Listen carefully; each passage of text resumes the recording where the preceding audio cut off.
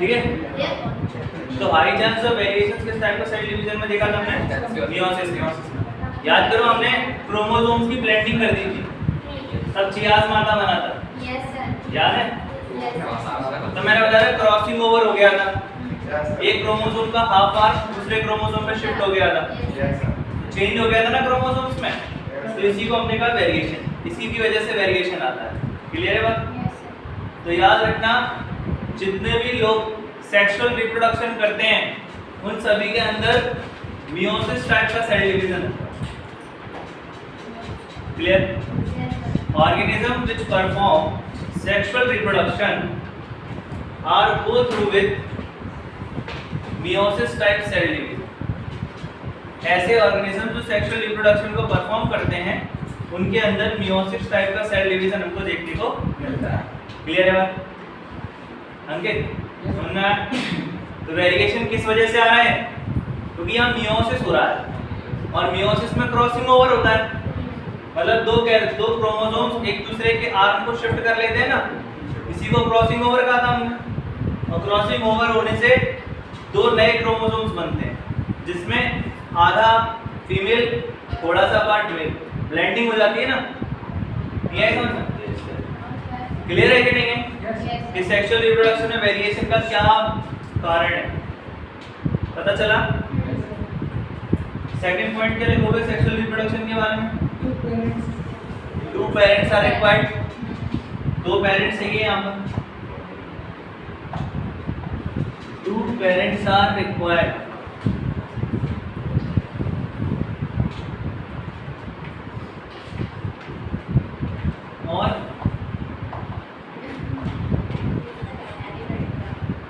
और कुछ पता है?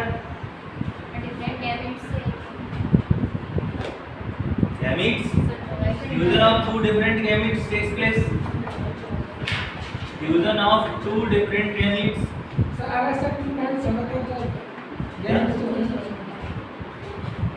हाँ, लेकिन तब भी लिखना जरूरी है ना, फ्यूजन होता है गैमीट्स का। Fusion of gametes takes place, zygote formation and zygote development by the meiosis. Zygote का डेवलपमेंट मियोसिस से होता है, ना कि mitosis. Clear? The development of zygote takes place by the help of meiosis type cell division. Clear है? Yes sir. हाँ, ये time taking भी है। इसमें जो ऑफ स्प्रिंग आते हैं वो अपने पेरेंट्स के आइडेंटिकल नहीं होते, जबकि एसेक्सुअल रिप्रोडक्शन में जो ऑफ स्प्रिंग बनते हैं वो पेरेंट्स के बिल्कुल आइडेंटिकल थे, जैसे पेरेंट्स थे वैसे ही दिखने में। लेकिन सेक्सुअल रिप्रोडक्शन से क्या होता है, बदलाव आ जाते हैं, तो ऑफ स्प्रिंग अपने पेरेंट्स की तरह नहीं दिखते। क्लियर है बात? सेक्सुअल रिप्रोडक्शन का मतलब तो सबको ही पता चल गया होगा। अगर कोई कैरेक्टर्स लिखने को पूछेगा भी सेक्सुअल रिप्रोडक्शन को तो लिख पाओगे ना? क्लियर? किसी को लिखना है? इसके में नहीं लिखा वो लिख लो। लिखा है? कई बार आप बेसिक चीजें भूल जाते हैं। अब देखो जितने भी रिप्रोडक्शन पढ़ रहे हो, जितने भी रिप्रोडक्शन पढ़ोगे उनमें तीन ही फेज चलेंगे, pre reproductive phase, reproductive phase और पोस्ट रिप्रोडक्टिव फेज। क्लियर? या फिर pre fertilisation events, fertilisation events, post fertilisation events. Clear? कोई भी तीन फेजेस तुम याद रख सकते हो, फर्टिलाइजेशन से पहले, फर्टिलाइजेशन और फर्टिलाइजेशन के बाद। देखो जल्दी लिखना है।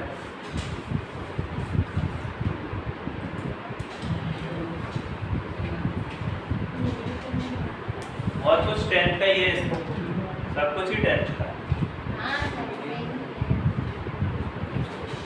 नहीं पढ़ाऊंगा। टेक्सटाइल सुना भी होगा, टेक्सटाइल मेल रिप्रोडक्टिव सिस्टम, वासा डिफरेंस, वासा डिफरेंशिया सुना है? काउपर्स ग्लैंड, बल्बोइरेथ्रल ग्लैंड, हाँ तीनों होते हैं, prostate gland, bulbourethral gland, Cowper's gland.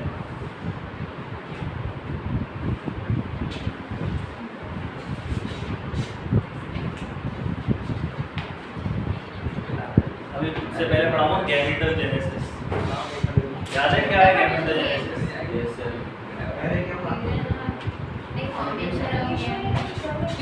हाँ, गैमेट फॉर्मेशन। जेनेसिस शब्द का मतलब ही होता है फॉर्मेशन, किसी भी चीज का। क्लियर है बात? तो इंट्रोडक्शन लिखना है चैप्टर का। चैप्टर इंट्रोडक्शन में लिखो।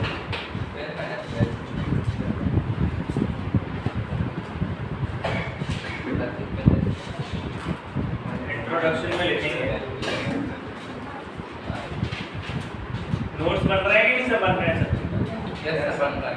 मैं किसी भी दिन चेक कर लूंगा तो घर का फोन लगा दूंगा। सचिन तुम्हारे तो मैंने देख ही नहीं पाया है। बन तो रहा है। लिखो जल्दी। इंट्रोडक्शन में लिखना ह्यूमन बीइंग्स इसी चलाना मिलर है आनंद है हाँ सर मैं गलती है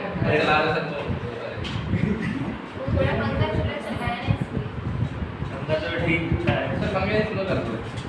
आवाज क्लियर नहीं आ रही। पंखा भी नहीं पंखा नहीं फिर तो गड़बड़ हो जाएगी सर। ये लो कर बात देगा करा करो।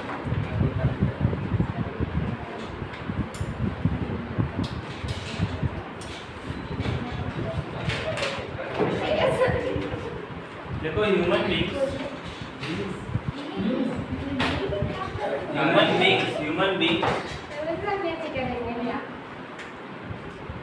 human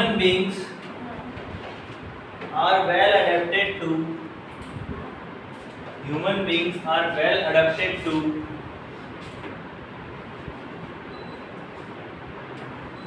well adapted to sexual mode of reproduction.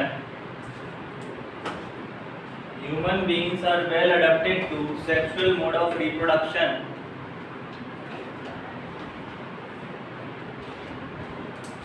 which is more common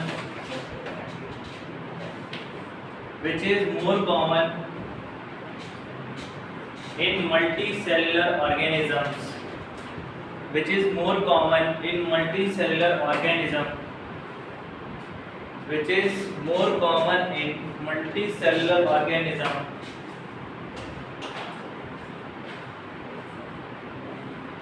Clear? Next heading now. Sexual reproduction.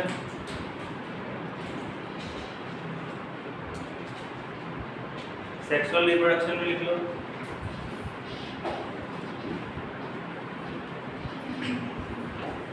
it is a type of a reproduction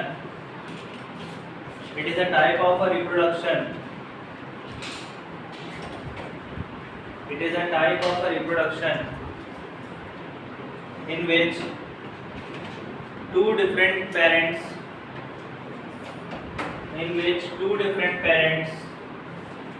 are required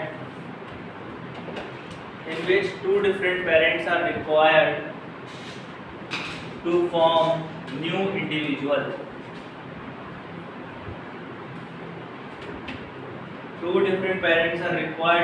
new individual.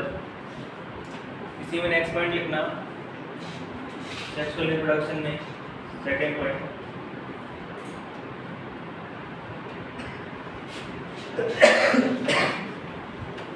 fusion of male and female gametes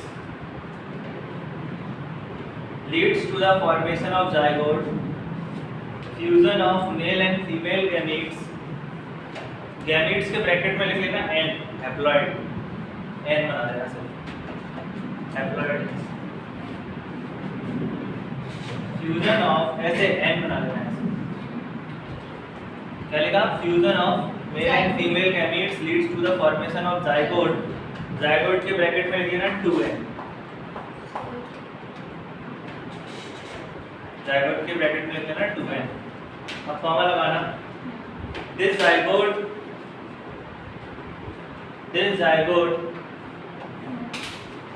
develops into embryo.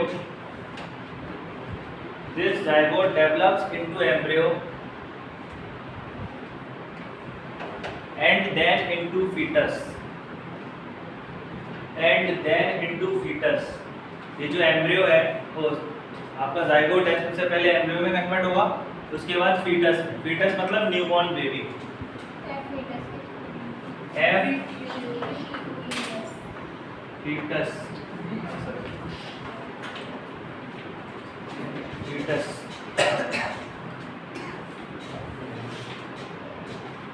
यही होनी चाहिए, ये होनी चाहिए, ये होनी चाहिए, नहीं ये see, F O E T you,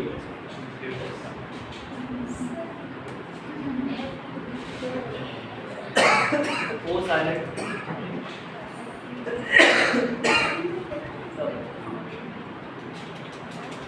third point लिखना सेक्सुअल रिप्रोडक्शन की,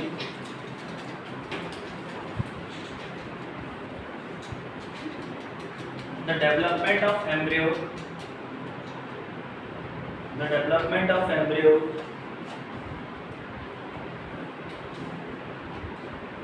is such that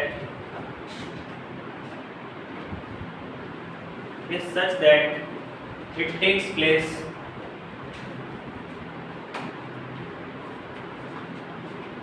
in vivo,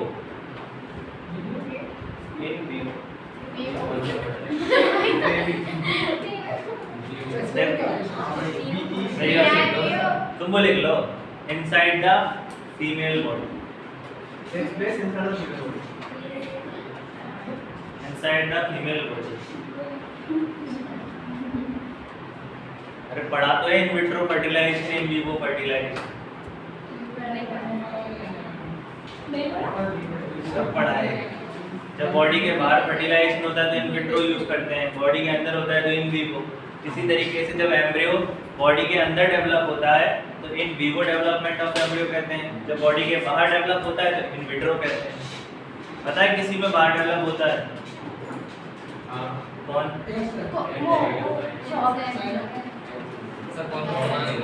frog है, बर्ड्स है, इन सब के डेवलपमेंट भारी होते हैं इन विट्रो, क्लियर? लेकिन इन विट्रो डेवलपमेंट के बहुत सारे नुकसान भी होते हैं।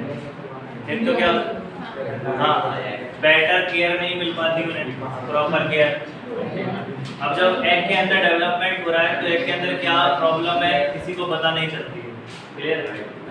जब जो फीटस या एम्ब्रियो ह्यूमन की बॉडी के अंदर होता है तो उसे किसी भी वक्त किसी भी चीज़ की ज़रूरत होती है या परेशानी होती है तो मदर को प्रॉब्लम होने लगती है, तो हम तुरंत डॉक्टर के पास लेके जाते हैं, चेकअप कराते हैं, तो पता चल जाता है ना कि क्या प्रॉब्लम है। लेकिन जो लोग बाहर डेवलप कराते हैं अपने फीटस या अपने एम्ब्रियो को, तो उनके अंदर क्या प्रॉब्लम चल रही हैं बर्ड्स को थोड़ी ना पता है, बर्ड्स को बस उनके ऊपर बैठना आता है, ठीक है? तो याद रखना, in vivo development of embryo is always better. बच्चे को जो अंदर डेवलप कराते हैं बॉडी के, वो ज़्यादा अच्छा होता है एज कम्पेयर टू बाहर डेवलप कराने से, क्योंकि आपके अंदर जो डेवलप होता है फीमेल बॉडी के अंदर, तो वो उसको एक प्रॉपर नरिशमेंट दे सकते हैं। नरिशमेंट मतलब खाना प्रोवाइड करा सकते हैं अच्छे से, कोई परेशानी हो तो उसको अच्छे से डील कर सकते हैं, है कि नहीं? तो एक प्रॉपर केयर और प्रॉपर नरिशमेंट प्रोवाइड कर सकते हैं जब एम्ब्रियो का डेवलपमेंट इन वीवो है। लेकिन जब इन विट्रो होता है तो चांसेस जो होते हैं, रिस्क बहुत होता है, क्या पता कोई दूसरा ऑर्गेनिज्म आके हार्म कर जाए। कई लोग, तुमने देखा होगा कौवे होते हैं ना, कोयल के अंडे खा जाता है और अपने अंडे मार जाता है। हाँ वही सब होता है, कोयल के करती है, कोयल अपना घोंसला नहीं बनाती, वो कौवे के घोंसले में अपना अंडे रख देती है। तो इस तरीके से क्या होता है, दूसरों के, अगर हम इन विट्रो डेवलपमेंट करते हैं तो चांसेस रहते हैं कि हमारे ऑर्गेनिज्म या हमारे एम्ब्रियो को कोई दूसरे ऑर्गेनिजम्स हार्म कर सकते हैं, नुकसान पहुंचा सकते हैं। कई बार तुमने भी चिड़िया के अंडे फोड़ दिए होंगे, मतलब ऊपर घोंसला बना लिया हुआ उसने, ऐसे पंखों के उसमें बना लेती है ना चिड़िया घोंसला। तुम किसी दिन दिवाली में सफाई करने चढ़े, उसमें से घोंसला निकला, उसमें अंडा फूट गया। तुम कहते हैं मम्मी अंडा फूट गया, अब तुमसे साफ कराते होंगे। तो चांसेस ऑफ फेलियर हो गया ना कि आपने उनका जायगोट छोड़ दिया, बर्बाद कर दिया, एक ऑर्गेनिज्म को मार दिया। तो अगर यही बर्ड के अंदर होता तो इतनी आसानी से ब्रेक नहीं होता, क्योंकि अगर तुम घोंसला हटाते तो चिड़िया तोड़ जाती ना। तो इसी तरीके से जो बेटर केयर, बेटर नरिशमेंट है, बॉडी के अंदर ही मिलता है हमेशा, अगर आप बॉडी के बाहर डेवलपमेंट कराते हैं तो उसमें बहुत ही ज़्यादा रिस्क होता है। क्लियर? अब नेक्स्ट हेडिंग बनाओ, events in sexual reproduction. Events in sexual reproduction. Events in sexual reproduction. Events events EVENTS events of in sexual reproduction. Events in sexual reproduction by human beings. By human beings. तो पहला event लिखेंगे pre fertilisation event.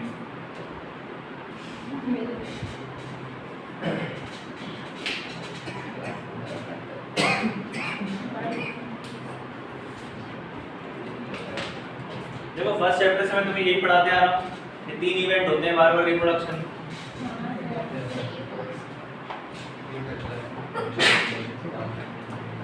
पहला लिख लेना pre fertilisation event.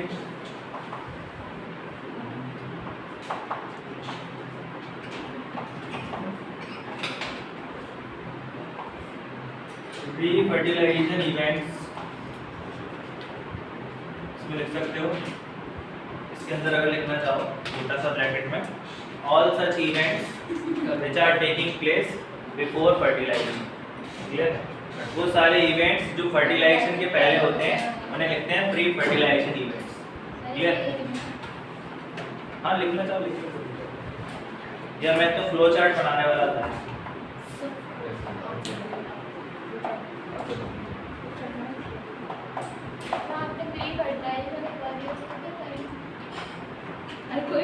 लिख लो तुम लिख लो, तुम्हें लिखना है। all those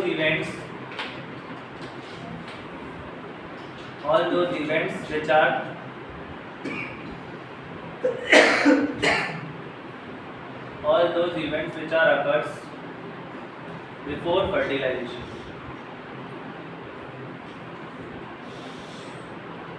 All those events which are occurs before fertilization.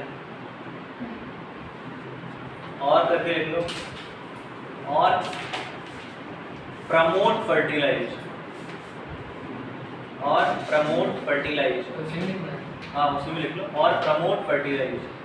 Pre fertilisation event में जो भी स्टेजेस आती हैं ये सब फर्टिलाइजेशन को प्रमोट करती हैं। लिख लिया करो बेटा, जितनी बार लिख लेते हो ना रिकॉल हो जाता है। अच्छा जो मैं बोल रहा हूँ वो भी लिख लो। इस तरीके से लिख लो पोस्ट फर्टिलाइजेशन।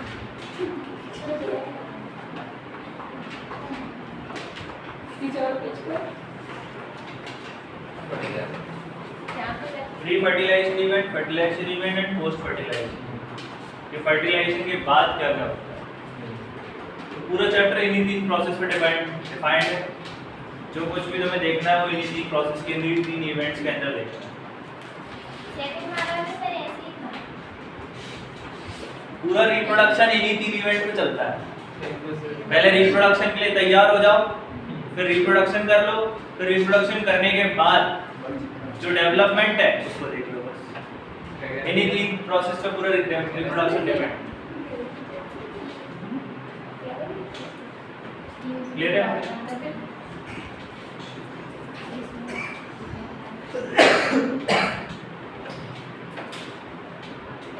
अब हेडिंग बनाओ, सम बेसिक टर्म।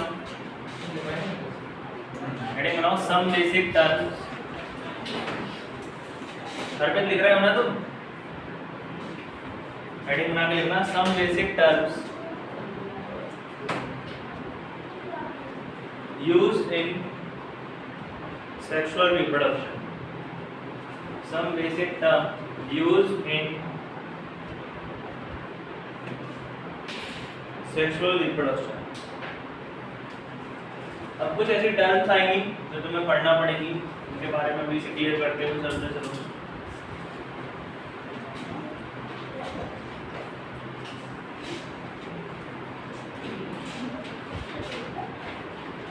फर्स्ट लिखो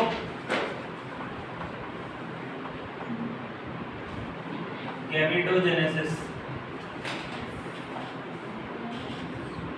जिनको नहीं पता है वो तो लिख ही लेना ध्यान से।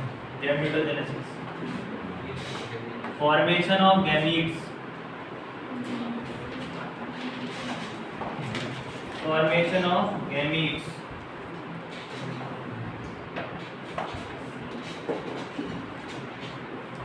ये दो तरीके का पढ़ना पड़ेगा तुम्हें इसमें, स्पर्मेटोजेनेसिस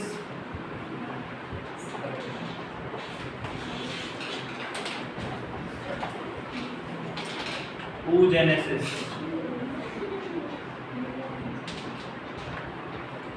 स्पर्मेटोजेनेसिस का मतलब होता है स्पर्म का फॉर्मेशन, oogenesis का मतलब होता है ओवा, जो एग होता है ना फीमेल के अंदर, उस ओवा का फॉर्मेशन।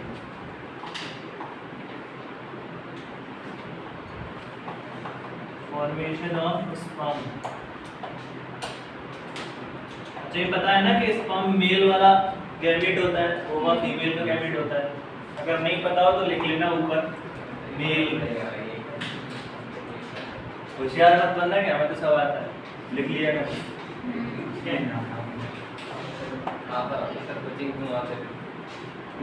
नहीं कभी कभी लगता है ना कि अपने पहले चैप्टर में पढ़ लिया, अब क्या बार बार लिखना।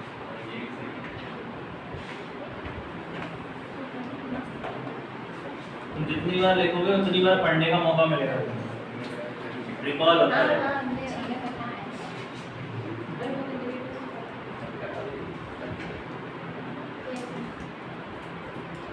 सबसे पहले जब तुम टॉपिक स्टार्ट करेंगे ना तो मैं यही चीजें पढ़ेंगे, स्पर्मेटोजेनेसिस,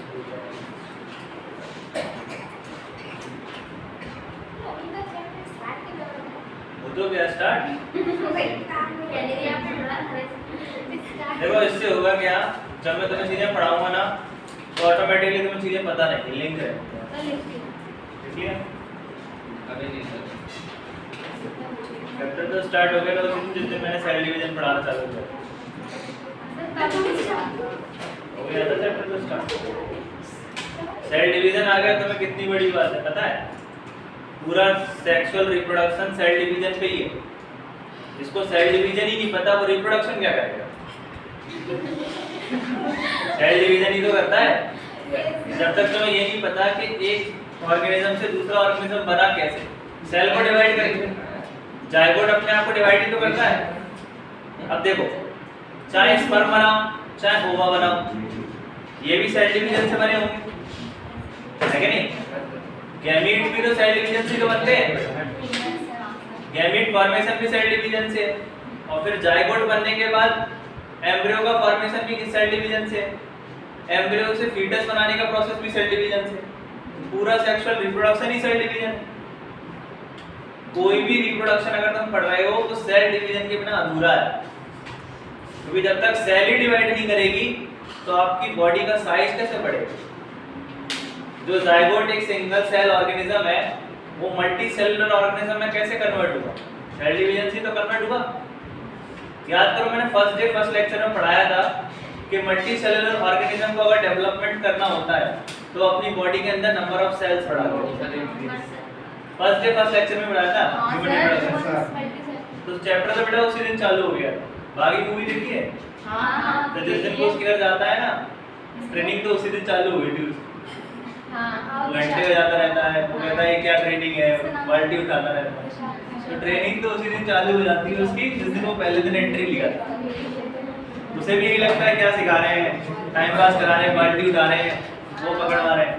लेकिन जब सामने जब वो लड़ता है तो सीख जाता है। ठीक है, तो ऐसे ही जो चीजें हैं ना उनको मैं फैमिलियराइज करा रहा हूँ बिल्कुल स्मॉल टर्म्स का, ताकि जब तुम्हारे सामने वो चीजें आएंगी ना तुम्हें इतना ज़्यादा खौफ नहीं लगे, तुम ऑटोमेटिकली रिदम में ले लोगे। क्लियर? नेक्स्ट लिखो, प्रोसेस इंसेमिनेशन। इंसेमिनेशन हाँ नहीं हेडिंग है, insemination.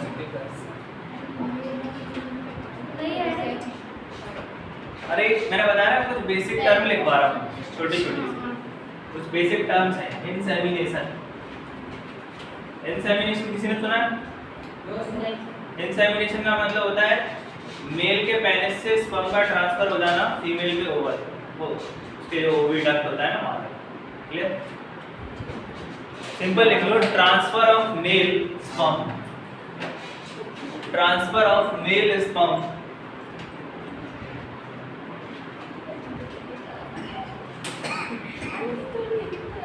transfer of male sperm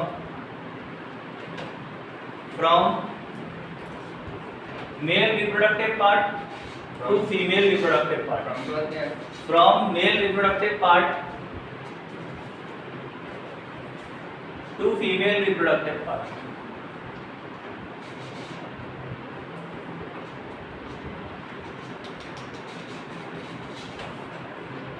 male reproductive part से फीमेल रिप्रोडक्टिव पार्ट के तक जो स्पर्म का ट्रांसफर है उस प्रोसेस को कहते हैं इंसेमिनेशन। क्लियर? नहीं आया समझ में? नेक्स्ट स्टडी लिखो कॉप्यूलेशन। ये वर्ड्स बार-बार यूज होंगे इसीलिए बता रहा हूं। कॉप्यूलेशन मींस जब भी रिप्रोडक्शन करना होता है तो मेल एंड फीमेल दोनों एक साथ कंबाइंड होते हैं, तो उस प्रोसेस को कॉप्यूलेशन कहते हैं। उस अलाइनमेंट को कॉप्यूलेशन कहते हैं। कॉप्यूलेशन ये लिखा है। क्या होता है? When male and female, जब मेल और फीमेल दोनों एक साथ कंबाइंड होते हैं रिप्रोडक्शन करने के लिए, तो उस अलाइनमेंट उस प्रोसेस को नाम देते हैं हम कॉप्यूलेशन। क्लियर? हाँ, इसमें लिखो, मैं बता रहा हूँ। When male and female combine together, when male and female combine together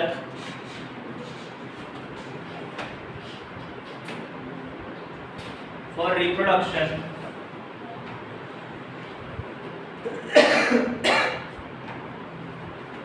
comma, this alignment is known as copulation. So when male and female Combined together for reproduction, comma, this alignment is called alignment. Alignment का मतलब होता है ये जो साथ है, साथ इसी के साथ अलाइनमेंट एक ऑर्डर में लगा। This alignment is called copulation. It's called copulation. Next heading बनाओ गोनाड्स। लिख नहीं पाए? क्या लिखा था हमने? When male and female combine together for reproduction, this alignment is called copulation. This alignment is called copulation. Next, ये लिखा है। ये बाद में लिखो। नेक्स्ट हेडिंग बनाओ गोनाड्स। गोनाड्स ये तो सुना होगा। गोनाड्स भी नहीं सुना? ये तो डेप्थ में ही पढ़ाते हैं गोनाड्स। पढ़ा नहीं होगा सर नहीं था। गोनाड्स क्यों नहीं हुआ? देखा से तो लगा। अच्छा कट गया आवाज ले उसमें। हट गया देखो गोनाड्स, देखो गोनाड्स किसी को और को तो पता है गोनाड्स का मतलब? गोनाड्स का मतलब होता है प्राइमरी सेक्स ऑर्गन्स। आपकी बॉडी के जो प्राइमरी सेक्स ऑर्गन्स होते हैं जो गैमीट्स बनाते हैं, जैसे मेल में टेस्टिस बनाते हैं और फीमेल में ओवरी, तो ये सब क्या है? गोनाड्स हैं जो गैमीट्स का फॉर्मेशन करते हैं। उन ऑर्गन्स को हम कहते हैं प्राइमरी सेक्स ऑर्गन और उनको एक और नाम से बुलाया जाता है गोनाड्स। क्लियर? तो गोनाड्स में लिखना सुनना है। गोनाड्स का मतलब प्राइमरी का मतलब क्या होता है? जो फर्स्ट होते हैं उन्हें प्राइमरी कहते हैं। लिखो लिखो गोनाड्स में लिखना, these are the primary sex organs, these are the primary sex organs, these are the primary sex organs which help in the gamete formation, which help in the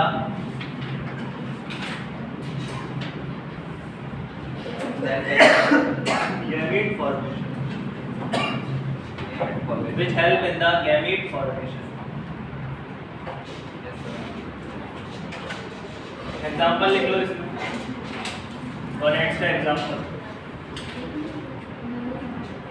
testis, example लिख लो testis comma ovary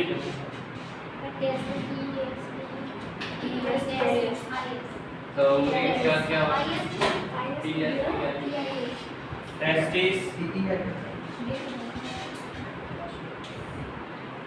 ovary तो ये मेरे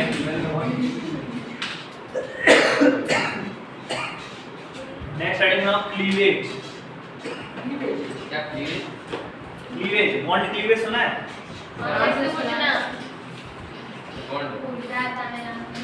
हाँ ऐसे ही कुछ होता है cleavage bio में।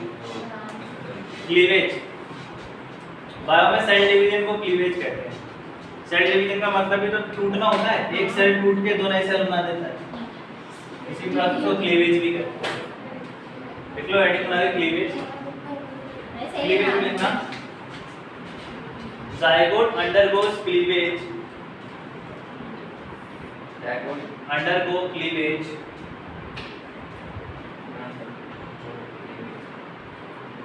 ब्रैकेट में लिखना सेल डिवीजन, ब्रैकेट में लिख लेना सेल डिवीजन।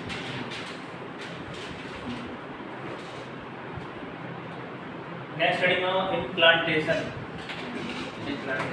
ये सब बेसिक टर्म बता रहा हूँ। इम्प्लांटेशन क्या? इम्प्लांटेशन पता है? The plant से related क्या? नहीं वो प्लांटेशन होता है। देखो इम्प्लांटेशन का मतलब होता है जब जाइगोट सेल डिवीजन स्टार्ट करता है और 8 या 16 सेल्स अपने अंदर फॉर्म कर लेता है। 8 या 16 या तो 8 बना ले या 16 बना ले, उस स्टेज को हम कहते हैं मॉड्यूलर स्टेज। क्या कहते हैं? हाँ मॉड्यूलर स्टेज। तो मॉड्यूलर स्टेज में जाइगोट को फैलोपियन ट्यूब से उठाकर यूट्रस में शिफ्ट कर देते हैं। किसमें करते हैं? ऐसा इसलिए करते हैं क्योंकि फैलोपियन ट्यूब छोटा होता है, उसमें इतनी स्पेस नहीं होती कि वो कंप्लीट जाइगोट का डेवलपमेंट कर सके। क्लियर? इसीलिए हम यूट्रस में चारों तरफ से ब्लड वेसल्स को डेवलप करके उसके अंदर जो आपका फीटस है उसे ट्रांसफर कर देते हैं। तो फीटस का transfer from Fallopian tube to uterus is called implantation. Clear? कि हमने जाइगोट को इम्प्लांट कर दिया यूट्रस के अंदर, और पूरा जो डेवलपमेंट है जाइगोट का वो यूट्रस के अंदर कंप्लीट होगा, क्योंकि यूट्रस के पास सफिशिएंट स्पेस होता है कि वो कंप्लीट डिवीजन करा सकता है जाइगोट का और उसको डेवलप कर सकता है एक न्यू इंडिविजुअल। क्लियर है बात? इम्प्लांटेशन समझ में आया?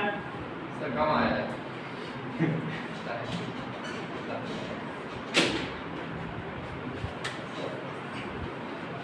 फीमेल रिप्रोडक्टिव सिस्टम देखा है कभी?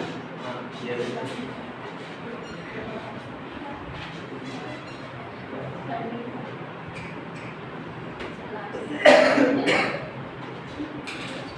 देखो यार तुमने 10th क्लास में पढ़ा होगा कि जो फर्टिलाइजेशन होता है मेल स्पर्म और फीमेल ओवा का, वो एम्प्यूला स्टिमस जंक्शन पे होता है।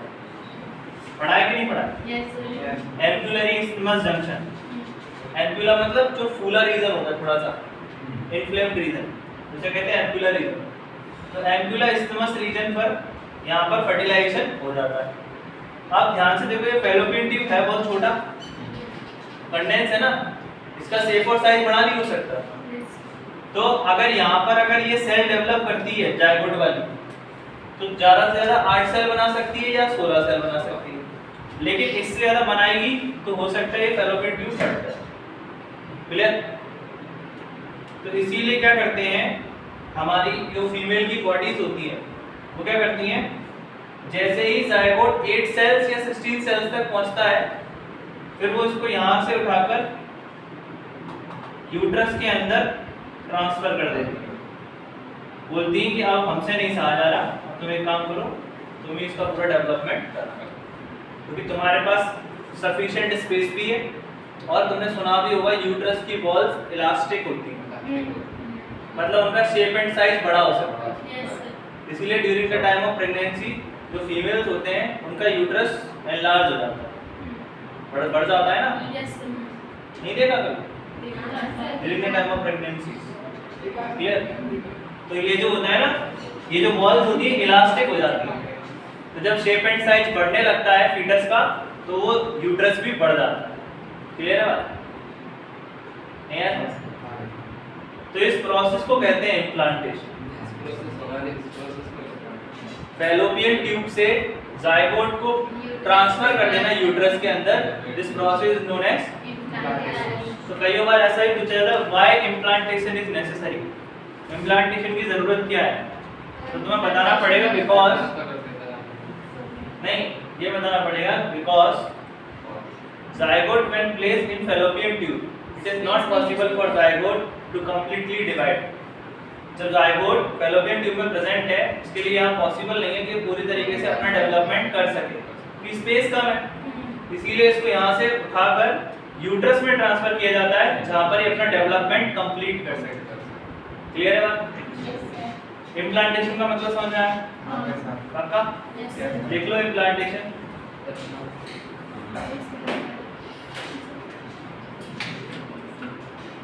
Transfer of mature zygote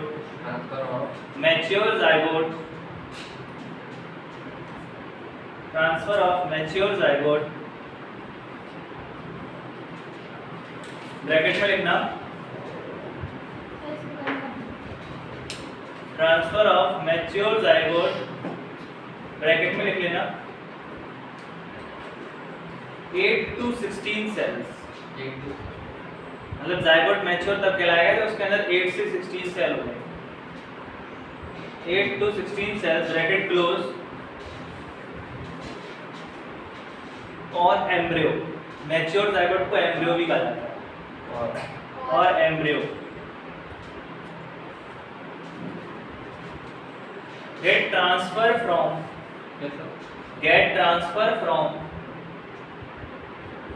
अर्पित क्या कर रहे हो? Clear. Get transfer from fallopian tube to uterus for further development।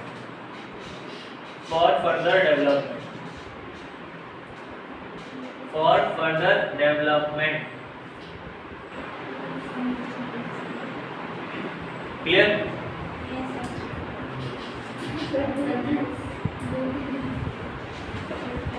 एक और चीज लिख लो, पार्चुरेशन। नेक्स्ट हेडिंग बना लो, पार्चुरेशन।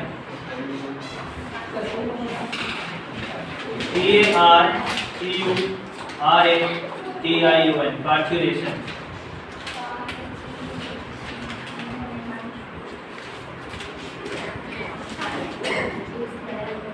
आर की जगह आई पार्चुरेशन, आर ए की जगह आर आई लिखना है, पार्चुरेशन। सिंपल सा है, डिलीवरी होती है उसी को पार्चुरेशन। जब आपका फीटस डेवलप हो जाता है बॉडी के अंदर तो आफ्टर 9 मंथ्स उसको डिलीवर करना पड़ता है। The process of taking out the child और foetus from the inside of the female की बॉडी से फीटस को बाहर निकाल लेना या डेवलप एम्ब्रियो को बाहर निकाल लेना, इसको पार्चुरेशन। ब्रैकेट में लिख लो डिलीवरी, लिख लिया? लिख लो, शुरू से लिख लो। द प्रोसेस ऑफ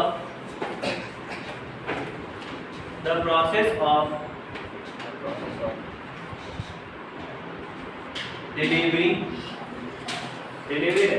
अच्छा, द प्रोसेस ऑफ इस पर लिख लेना। सर किसी को पढ़ के नहीं आएंगे। That process of taking out, the process of taking out, लिख लो अर्पित, टेकिंग अबाउट लिख लिया? शॉर्ट में लिख रहा है taking out about taking out. अब मजा तो आएगा ही, चैप्टर में ज़्यादा मजा आएगा और लगेगा। The process of taking out, बाहर निकालना। The process of taking out developed fetus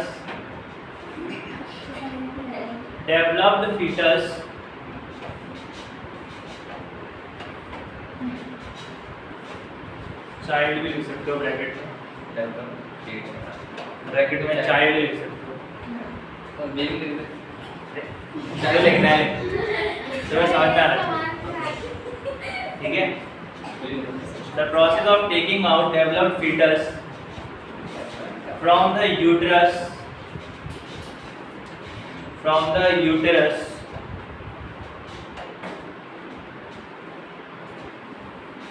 after 9 months.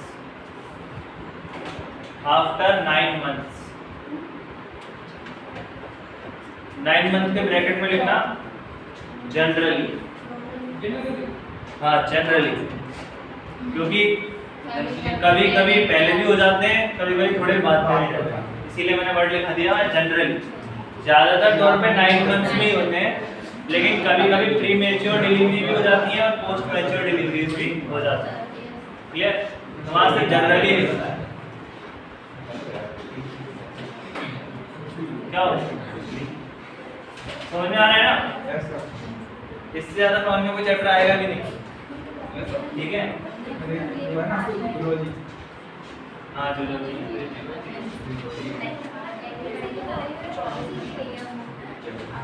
Sir elephant 12 month 24 month elephant सबके जायगोट एक जैसे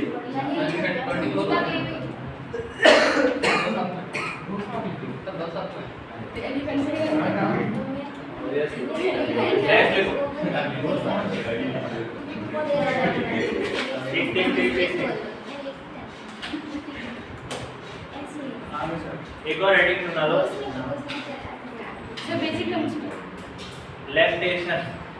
सर इसमें नेक्स्ट हेडिंग, हाँ लैक्टेशन। लैक्टेशन जैसे बता सर नोट्स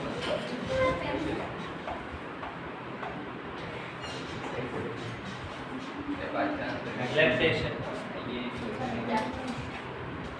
लैक्टेशन इसका मतलब क्या होता है? means production of milk in the breast of the female।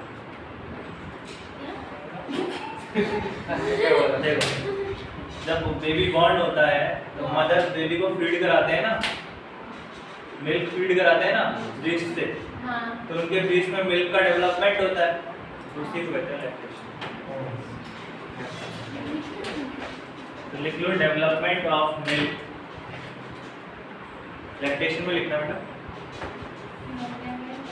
Development of milk inside the या in the mammary glands, इनको mammary glands कहा जाता है, mammary glands, mammary glands, inside the mammary glands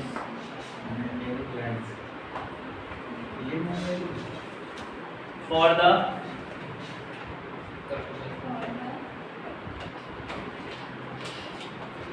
nourishment of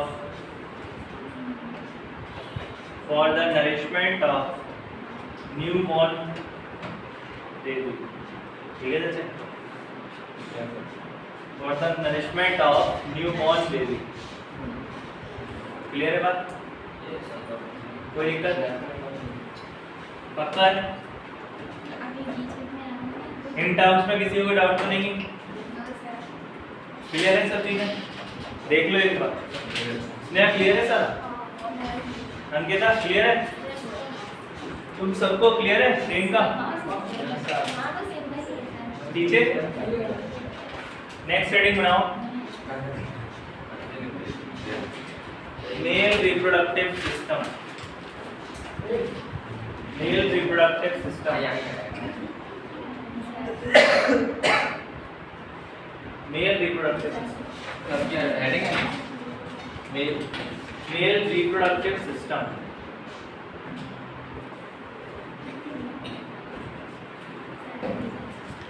इसमें लिखना reproductive system is a set of अच्छा तुम में से ऑर्गन सिस्टम की डेफिनेशन कौन बता सकता है? Sir organ system sir Our system is क्या group of organs when function togetherly ऐसे ऑर्गन्स जो एक साथ मिलके काम करते हैं तो उन ऑर्गन्स के ग्रुप को कहते हैं हम ऑर्गन सिस्टम। जैसे डाइजेस्टिव सिस्टम है, इसमें अलग अलग ऑर्गन्स लगे हुए हैं लेकिन ये सब मिलके काम करते हैं, चाहे ईसोफेगस हो, लीवर हो, पैंक्रियाज हो, इंटेस्टाइन हो, ये सब मिलके काम करते हैं ना एक दूसरे के साथ, इसीलिए हमने इसको नाम दिया डाइजेस्टिव सिस्टम। ऐसे ही होता है रिप्रोडक्टिव सिस्टम, जहाँ पर अलग अलग ऑर्गन्स मिलकर रिप्रोडक्शन कराने में हेल्प करते हैं, तो उसे कहते हैं रिप्रोडक्टिव सिस्टम। हमने क्या लिखा? Reproductive system is a set of reproductive system is a set of interconnected मतलब आपस में जुड़े हुए हैं, interconnected एक दूसरे से जुड़े हुए हैं। अच्छा मैंने तुम्हें पढ़ाया है कभी, एक सेल दूसरी सेल से कम्युनिकेट करती है, इस प्रॉपर्टी को क्या कहते हैं? When one cell of a body communicate with the other cell of a body, this property is known as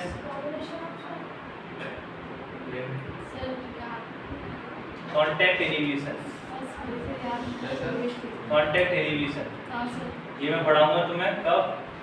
जब मैं पढ़ाऊंगा तुम्हें कैंसर, 12th क्लास में कैंसर पढ़ोगे तुम, तो कैंसर में तुम्हें पढ़ाया जाएगा कॉन्टैक्ट इनहिबिशन। मतलब एक सेल दूसरी सेल के साथ कांटेक्ट में रहती है, उससे बातचीत करती है। जैसे तुम मोहल्ले पड़ोस में अपने पड़ोसी से बातचीत करते रहते हो, आगे बढ़ो। Reproductive system is a set of interconnected and independent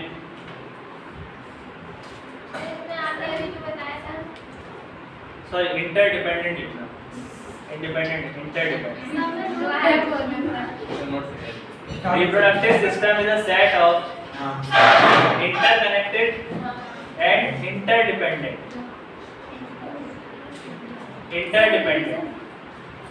interconnected भी हैं और इंटरडिपेंडेंट भी। इंटरकनेक्टेड एंड इंटरडिपेंडेंट ऑर्गन्स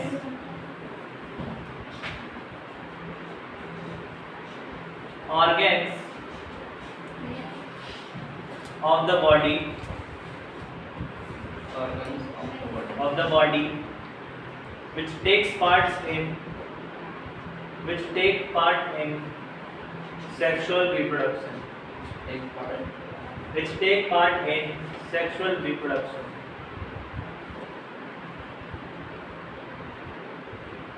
आपने बीच में जो बताया था क्या? एक वर्ड बताया था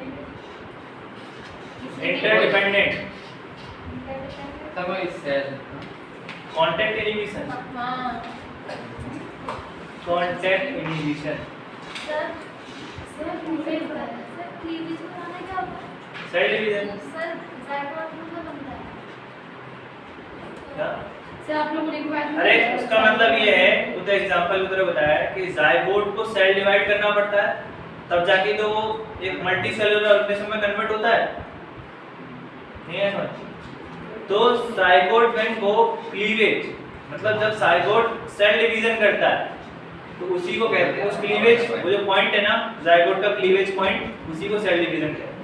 तो क्लीवेज का मतलब होता है सेल डिवाइड करना। कैंसर इनहिबिशन नहीं है, कांटेक्ट इनहिबिशन है। कैंसिल लगा है कांटेक्ट हां भाई लिखो। Types of reproductive system. कैसा types of reproductive system.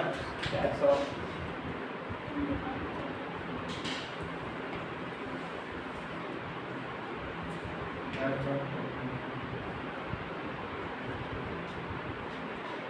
reproductive system. तो लिखना reproductive system is consist of reproductive system is consists of reproductive system is consist of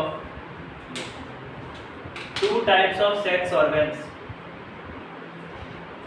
Reproductive system is consist of two types of sex organs. Reproductive system में दो तरीके के sex organs पाए जाते हैं. Types of organs. पहला लिखना primary sex organs, पढ़ाया है ना अभी. अब देखो टर्म पता पड़ गई, अब तुम इसके बारे में कुछ भी लिख सकते हो. प्राइमरी सेक्स ऑर्गन मतलब हाँ नहीं, लेकिन इसके मतलब क्या है प्राइमरी सेक्स ऑर्गन्स का? जो गैमीट फॉर्मेशन का है. क्लियर? तो प्राइमरी सेक्स ऑर्गन्स में लिखो they are also known as gonads. चलिए लिख लेगा. They are also known as gonads. They are Also known as gonads.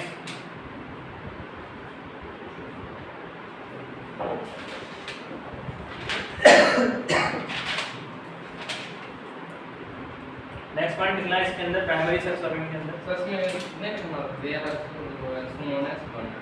इसका एक दूसरा पॉइंट लिखो इसी में. Primary sex organs are primary sex organs are responsible for primary sex organs are responsible for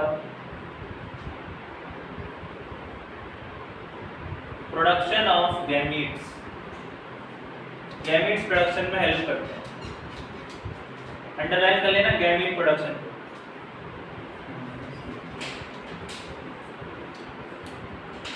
second chapter का test कब दे रहे हो? सर अभी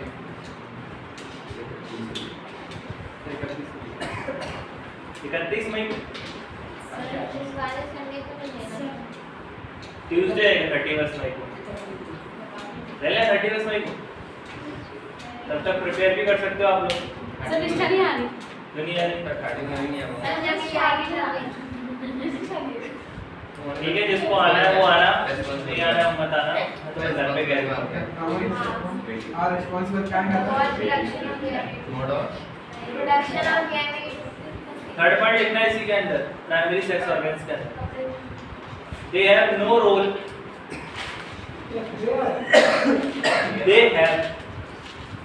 दे have no role. No role. They have no role in conduction of gametes. Next point. They have no role in the conduction of gametes.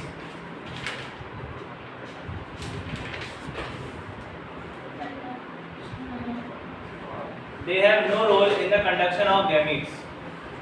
देखो testis sperm बनाता तो है लेकिन उसे आगे नहीं पहुंचाता. टेस्टिस का काम नहीं है स्पर्म को मेल रिप्रोडक्टिव पार्ट से निकालकर फीमेल रिप्रोडक्टिव पार्ट तक पहुंचाना. टेस्टिस का काम सिर्फ और सिर्फ स्पर्म को बनाना है. क्लियर? उसको ट्रांसफर करने का काम किसी और का है. वासा डिफरेंस, वासा डिफरेंसिया पूरी की पूरी डक्ट बनी है यूरेथ्रा तक. याद हो तुम्हें? उस समय हमें पढ़ना है. तो उन सभी डक्ट्स का काम है कंडक्शन करना. क्लियर है बात?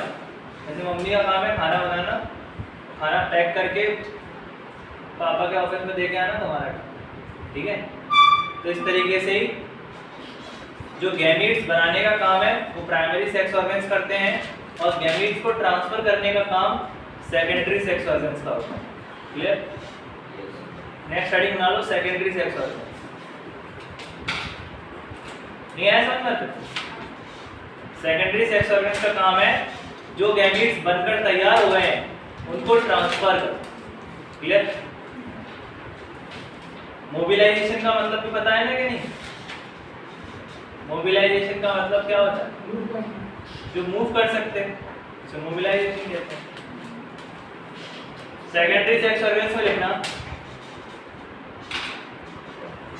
All such organs, sex organs, all such sex organs, all such sex organs, bracket में लिखना डक्ट, क्या ब्रैकेट में लिखो duct and glands, duct and glands, all such sex organs, bracket में लिखना डक्ट्स एंड ग्लैंड, हाँ bracket, which are responsible for conduction, which are responsible for conduction of, which are responsible for conduction of gametes. अरे gametes को जो एक जगह से दूसरी जगह लेकर जाएंगे तो वो डक्ट ही तो हेल्प करती है उसमें। डक्ट मतलब समझते हो, वो पाइपलाइन स्ट्रक्चर नहीं समझना। जैसे हमने यहाँ फैलोपियन डक्ट पढ़ा है, तो ओवा को यहाँ तक लेके आने वाला भी कौन है? फैलोपियन ट्यूब या फैलोपियन डक्ट। तो ये क्या हो गया? Secondary sexual organs. क्लियर है? इसका काम है जो प्राइमरी सेक्स ऑर्गन ने गैमीट्स को बनाया है उनको उस पोजीशन से लेकर रिक्वायर्ड पोजीशन तक लेकर जाना। क्लियर? ये फंक्शन है सेकेंडरी सेक्स ऑर्गन का। प्राइमरी सेक्स ऑर्गन का सिर्फ इतना फंक्शन है कि वो गैमीट्स बनाकर रेडी करे। क्लियर है बात? एग्जांपल लिख लेना सेकेंडरी सेक्स ऑर्गन्स का। फैलोपियन ट्यूब, हाँ सेक्स ऑर्गन्स खत्म हो गए, दो टाइप्स के सेक्स ऑर्गन्स हैं।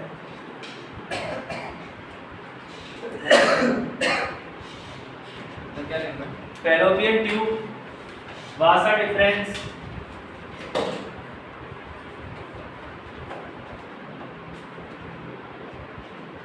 फैलोपियन ट्यूब, वासा डिफरेंस एक्सेट्रा डाल। हाँ लेकिन हम तो कलेक्टिवली पढ़ रहे हैं ना, इकट्ठा करके। प्राइमरी सेक्स ऑर्गन्स क्या होते हैं, सेकेंडरी सेक्स ऑर्गन्स क्या होते हैं। तो काम करो, तुमने मेल रिप्रोडक्टिव सिस्टम में लिखा है तो फैलोपियन ट्यूब हटा दो, वासा डिफरेंस ही लिखना है। एपिडिडाइमिस लिख लेना। सर किसमें लिखना है ये? सर दो बात बोले ना। हाँ हाँ, इसी के अंदर लिखने सेकेंडरी सेक्स ऑर्गन्स के अंदर। हाँ ओविडक्ट भी लिखा है, सर। सर वही फैलोपियन ट्यूब होता है ना। वही तो ओविडक्ट कैसे लिख लिया? ओविडक्ट का सर आसान लिखा है। क्या हो गया? क्या हो गया? ऐसे क्यों पढ़ रहे हो? अरे यहाँ देखो एपिडिडाइमिस।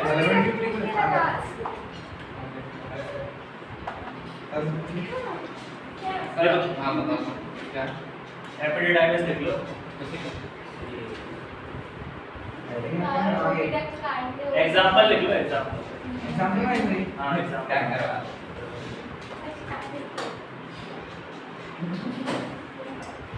सर फैलोपियन ट्यूब को अपन दूसरे नाम से क्या नाम होता है सर? ओविडक्ट भी होता है। तो मैंने लिखा है, फिर ये शॉर्ट हो गए। और क्या मैं और कुछ लगा? नहीं पढ़ा करो। सर वो तो फीमेल का हटाने को बोला, हाँ, ओविडक्ट लिख दिया। अरे वो तो बात तो वही है, सेकेंडरी सेक्सुअल ऑर्गन्स ही तो है वो। अच्छा मेल में चल रहा है। हाँ सर। तो हटा। अच्छा मेल ही चल रहा है। ओविडक्ट हटा दो। क्या चल रहा है ये बात, क्या पढ़ रहे हैं यहाँ देखो ऐसा है, अब प्राइमरी सेक्स ऑर्गन से सेकेंडरी सेक्स ऑर्गन्स बार-बार डेफिनेशन थोड़ी ना लिखी जाएंगी। ठीक है, तो सेकेंडरी सेक्स ऑर्गन्स के अंदर लिख सकते हो, कोई बुरी बात नहीं, कोई दिक्कत नहीं। लिख लिया, कोई बुरी बात नहीं है उसमें, क्योंकि sex organs, secondary sex organs की डेफिनेशन तो वही रहेगी ना। क्लियर है? हम क्या करें? ये रखते हैं। सर छुट्टी है? सभी 15 मिनट बाद। हाँ।